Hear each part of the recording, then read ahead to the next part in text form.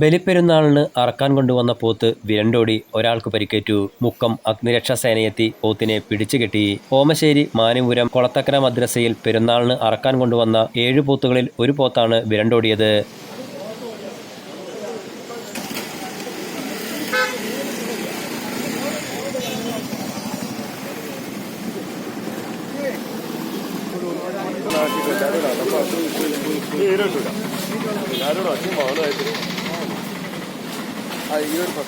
മുക്കം അഗ്നിരക്ഷാസേനയെ വിവരം അറിയിച്ചതിനെ തുടർന്ന് അസിസ്റ്റന്റ് സ്റ്റേഷൻ ഓഫീസർ ആർ മധുവിന്റെ നേതൃത്വത്തിലുള്ള സേനാംഗങ്ങളായ senior fire officer C Manoj, grade assistant station officer Santhosh Kumar, fire and rescue ഓഫീസർമാരായ K T Jayesh, K Ratheesh, G R Ajesh തുടങ്ങിയവരും നാട്ടുകാരും ചേർന്ന് 2 മണിക്കൂർ ശ്രമത്തിന് ശേഷം പോത്തിനെ പിടിച്ചുകെട്ടി. മാനിപുരം പുഴ കടന്ന് ഓടിയ പോത്ത് ഒരു വീടിന്റെ കോമ്പൗണ്ടിൽ കടന്നപ്പോൾ ഗേറ്റ് ലോക്ക് ചെയ്തു.